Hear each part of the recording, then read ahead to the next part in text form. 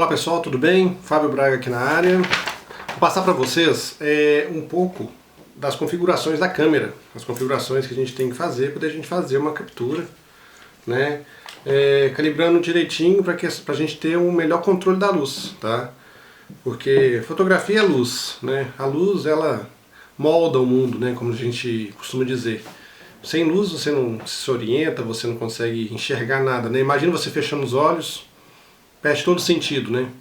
Então, assim, a fotografia nada mais é que você trabalhar com a luz, você envolver a luz na cena e você trabalhar isso para que você tenha um resultado, assim, mais próximo do que você busca, né? Então, o seguinte, são três pilares, né, de configuração para fotografia. É o controle de ISO, controle de abertura do diafragma e velocidade do obturador.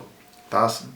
São esses três pilares aí que você precisa saber, entender um pouco para você conseguir conseguir dominar melhor essa questão da luz. Tá? O ISO, vamos lá, vamos começar com o ISO. O ISO é o seguinte, o ISO é como se fosse uma luz artificial que a câmera tem, que ela pega o máximo possível e expande isso, né?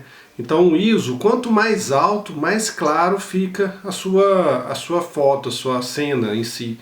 Só que o ISO tem um grande problema, como eu disse, é uma luz, né, uma luz artificial, né? Então, quanto maior o ISO, menos qualidade você tem na fotografia, porque o ISO alto, principalmente nessas câmeras de entrada e tudo mais, que nem aqui nós vamos fazer, né? As fotos com uma T3i, uma da Canon, e vou usar essa lente 18-135, que são equipamentos assim, a gente diz que é um equipamento de entrada, né? Então nesses equipamentos, essas câmeras que a gente diz que é câmera cropada, né? O ISO em si, quanto mais alto ele mais ruído dá na foto, né? São aqueles granulados que ficam pela fotografia, né? Então assim, o mais interessante é você tentar trabalhar com o ISO mais baixo possível, né? Tem câmeras que trabalham com frações de regulagem, de controle de ISO, né? Essas da Canon mesmo, que nem essa que a gente vai estar trabalhando, ela trabalha vai dobrando o valor, né? ISO 100, 200, 400, 800, 1600, 3200, né? Então quanto mais baixo o ISO você conseguir utilizar, mais qualidade você tem na sua fotografia. Quanto mais alto o ISO, você consegue ter essa compensação de luz, porém você vai estar perdendo um pouco de qualidade, porque vai dar muito ruído na fotografia, tá? Aí a gente tem que otimizar isso mais no pós, né, no processamento em si.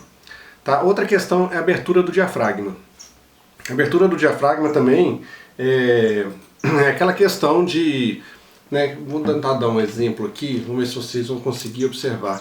Aqui um exemplo apenas, na hora que eu puxo o zoom na lente, ela abre e fecha o diafragma, né? Aí o diafragma é basicamente isso. Quanto mais aberto o diafragma, mais luz entra, né? E essa abertura do diafragma, quanto menor o número dele, mais aberto ele está. Então o diafragma é 1.2, 1.4, né? E assim vai, 2.0, 2.8, 4.0. E assim vai. Quanto menor o número, mais aberto o diafragma, mais luz entra, e isso tem uma consequência, um maior desfoque do plano que você não focou, né? Então vamos supor, se você tiver uma foto de um retrato, você vai focar no assunto principal, que é na pessoa. Então se você está com o diafragma muito aberto, automaticamente o fundo vai ficar bem desfocado, né? Agora quando você trabalha com o diafragma mais fechado, você consegue ter um plano todo mais nítido, né? Quanto mais fechado o diafragma, menos luz entra, mas automaticamente você consegue também aumentar a nitidez em todo o campo de visão, ter mais profundidade na fotografia, tá?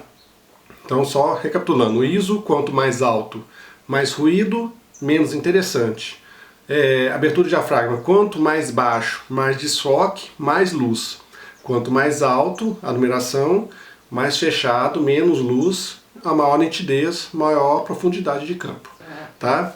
E o último pilar é a velocidade do obturador, né? A velocidade que o obturador fecha para capturar a luz, a fotografia em si, né? E dá aquele fechamento da cortina ali.